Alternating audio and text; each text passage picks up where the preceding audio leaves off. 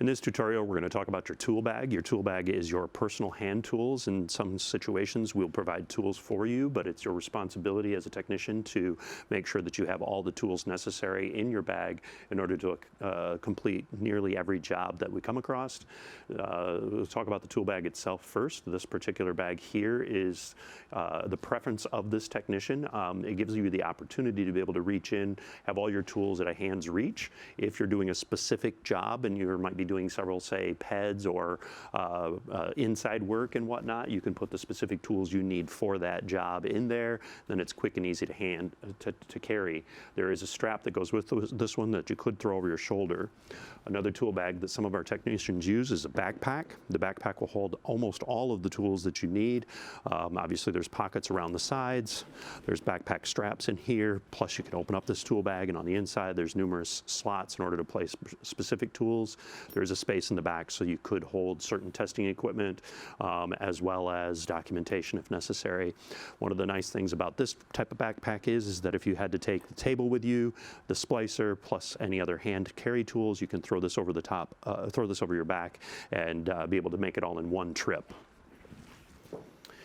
As we go through here, these tools are, in essence, the basics. They may not be the precise tools you'll be using on a job, and they also may not be the only tools you'll use on a job.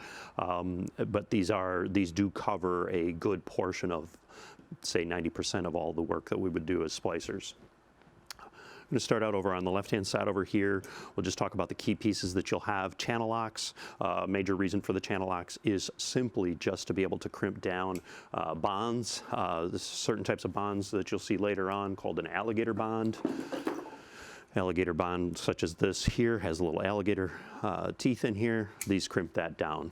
Pretty much the only reason you have the channel locks in there, but obviously then you have them if you need to be able to grip something a little bit tighter than what your fingers can do. Next thing would be a small handheld nut driver here. We use the nut driver, giving us the ability to be able to quickly move in and out these screws on the cases. There are other uses for this. You could put Phillips screw tips in this if you're doing inside work and you needed to be able to put screws into fireboards or whatnot in order to be able to secure fiber once you've finished a project. Next thing we see here is an alcohol dauber bottle. There's a few different types of these dauber bottles that we have within our company, but some features that we're looking for in a dauber bottle is that we want it to be able to seal closed. That way, if it tips over sideways, it doesn't leak all of the alcohol out into your tool bag, ruining your tools grips. Different types, like I say, that we have. This one here probably is one that we would use seldom. Chances are it's in my bag because it was the last one available. This is just a simple nut driver for all intended purposes. We would call it, if it was a different type, we'd call it a can wrench. And a can wrench, the terminology really doesn't mean much. You'll just hear us talk about it. A can wrench, in essence, is just two sizes. It's the 7/16 size and the 3/8 size. These are the two sizes that the industry uses. 7/16 would be your access into pedestals, access into different parts of the pedestal, or parts of the box. It'll also might be parts of the case that you might be working within. On the 3/8 side, probably the most common used size here. There's numerous nuts within the industry that use this size here. The can wrench, this one happens to be by Klein. We like this because it does then extend out more options within the sizing capabilities. There's actually probably 15 different uses for this particular tool. I like this one because there's a good size grip on it, so if you needed to get something broke loose. A lot of people will call these scissors. These are not scissors, these are actually snips. Every technician has their particular type of snips that they like to use. These are communication snips. There's a set of snips here. These are also communication snips. My personal preference are to use the ones that have the extra leverage on the back side here. You can cut more with that. So in my feeling, that's the one that I like to use. There are guys that there's other portions of the snip that they find to be more useful than to having that extra leverage in your hand. But if you have to use these all day, that extra leverage will help to keep your forearm from feeling the pain later on. Communication snips are called this. You'll see these two little notches here. We don't do copper work at our company, but if we did, these two little notches are for stripping down the different gauges of copper wire for the purposes of telecom and IT work. The proper way to hold and use the snips is not like you would a pair of scissors. Like you see here, proper way to use a set of snips is in this way. You'll hold your finger through this hole here, then you use these two fingers to open and close it. And part of the reason why we do that is it keeps you from being able to pinch inside here, but it does give you more leverage within the scissor or the snip action. So the same thing here, you'd use it in this way. So this is called a splicer's knife. Splicer's knife is not meant to be sharp. If it's sharp, chances are you're going to make mistakes. But it does have to have a little bit of an edge here. The blade is reinforced on the back side. Most of the time when we're using the blade on this, it's for scoring. We're going to score, we're not going to cut. And then as well, we need the end of that to be available so we can pick. And that's the reason why it's reinforced on the back side. There's picking and scoring, but you'll also see on most of our splicers knives, you'll see these little burn marks here. That's because we use that in order to be able to grab a hold of a ripcord cable, and then we use it for leverage to rip down the inside of a cable. Again, a splicer's knife is somewhat of a technician's preference, but this is the most common one, and you learn to use the one that's works the best for your hand. Standard flat-headed screwdriver, but as well you'd be a Phillips screwdriver. We usually, almost all of us work within the multi-tool style. That way, if we need to change between different tips when we get into a different space, you know, this particular one has the two different sizes available to you, plus the electrician's tools as well. Most of these tools you'll be able to find within the electrical department within a standard Home Depot, Lowe's store. Some of these tools, on the other hand, you'll have to go to, say, Jo-Ann Fabrics, or you'll have to order them online. Most of those types of tools we'll have available for you.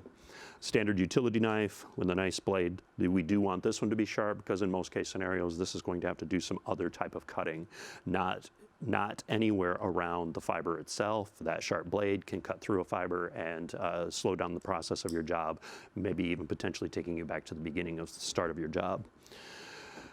Sharpie, there's several different types of Sharpies out there. This happens to be a professional level Sharpie.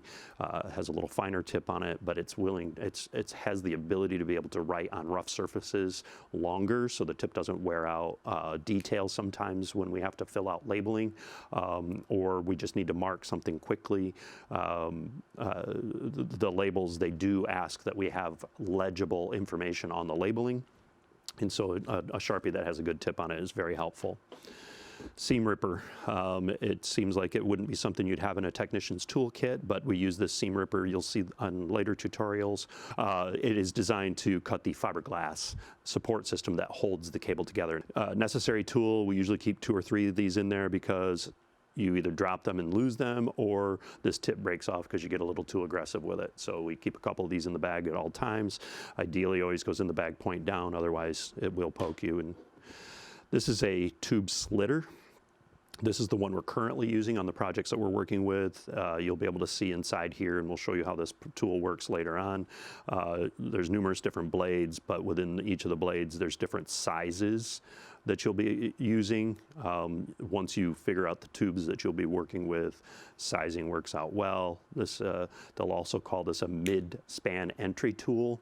We have a few different types within our company. This is the one that we're currently working with for the projects we're working on. And in essence, the tool itself just slits the sides of the fiber optic buffer tube, and then you can split it open and have the fiber not be damaged by the tool itself. Standard set of diagonal cutters. A few different reasons that we have these in here, but it just gives us the ability to be able to cut when our snips can't do the cutting, a little more leverage. This is a large cable cutting tool. Most of these you'll see they've got large nicks in them. That's because sometimes we have to cut through things that they're not designed for. Large cable cutting tools are a tool that we keep in our bags in order to be able to cut off the cable, fiber optic full cable to the length that we need it. You can try with the diagonal cutters, you can try to do it with your snips, but you'll quickly learn that this is a very, very easy way to cut.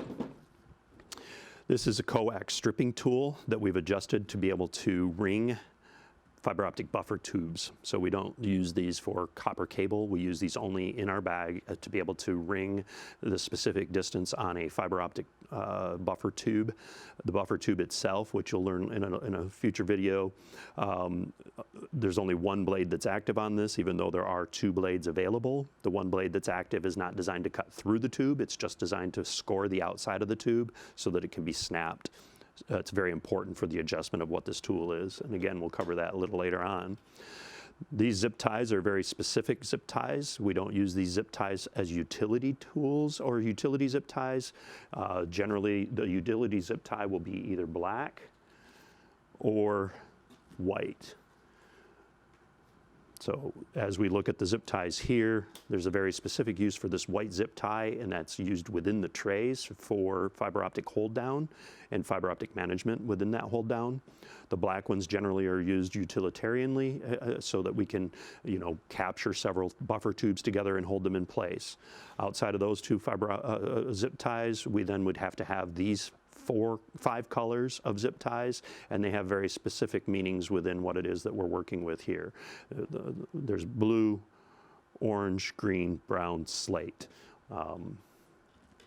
If we were to put them into order, you'll know that in telecom, that is the order of importance. It's 1, 2, 3, 4, 5, or CO, north, east, south, west. You'll learn that on a future video. We do have numerous different types of tape that we keep available to ourselves, and we have some very specific uses for those pieces of tape. Just because it's a black tape, they're not all created equal, and this is something that we will we'll school on a little later on, but this particular tape here is the 88T. The 88T specification-wise, the T at the end of it stands for telecommunications. It's a specific type of tape that was designed by Scotch and the 3M company for the purposes of telecom, and the most important thing is that it does move and flex with temperature, and that at super cold temperatures it's still sticky and still works properly. At super warm temperatures it's more sticky but still works properly, tears well, but it adheres and holds through that temperature swing from super cold to super warm. Whereas then we have this more utilitarian tape. This particular type of tape here would be something that we would use if it was for temporary purposes or maybe looming cable purposes, something where it's just for the mechanics of what we're working with and it doesn't have to stay there for 20 years. You'll hear us talk about that often.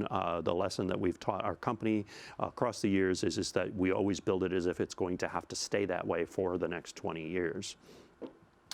In my particular tool bag, I like to use a white and a blue electrical tape. These don't have to be a higher level tape, but when you get into the colored tape like this, most of the time you're going to be buying higher electrical tape.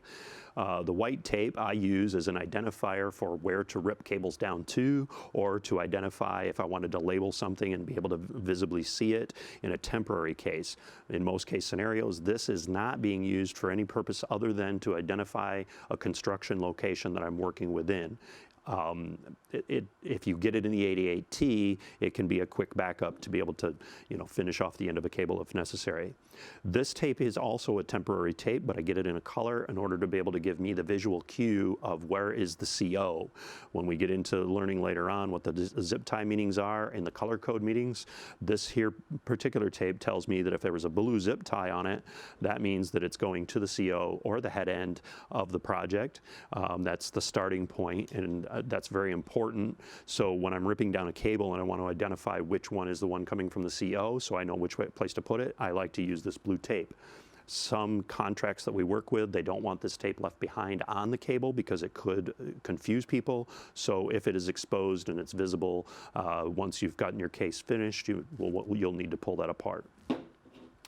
These rubber gloves are a lifesaver for especially the new guy, but most of the guys now, they use it. It helps to add an extra level of grip. There are a couple of different purposes for these gloves. They are just the cheap ones that you can buy. Each technician has their particular favorites, but if you can see here where this little hole is in this one here, you'll see that that was likely where this cut came from when I was on a job, where a knife had gone through, probably using the wrong tool at that time. A splicer's knife that was brand new is likely what caused that cut. But the bigger, most important part of it is it's rubberized, so it gives you grip when you're trying to pull on smooth plastic. That's the first aspect of it. If you keep these gloves on while you're working with the fiberglass structure that holds the cable together on the inside, then these will help to keep those shards from getting into the soft portions of your skin within your fingers here. That will end up causing an irritation that you'll quickly learn that these gloves will save you from over time. For the most part, that covers the tools within the tool bag. I don't think there's much more that I need to say about that portion of it, except for the table that we have underneath us is a very important part of every job that we work on. You're going to need a work surface, a place where it's within hand's reach if you're standing up or sitting down. This particular table here, we'll go through the features on it later on, but it has adjustable leg height on it. So if you know you're going to have multiple jobs where you're standing up, then you'll adjust the table up. If you know you're going to be working at a shorter level, this one will lower down quite low so that you could sit on a splicer's box and work with a table out in front of you conveniently.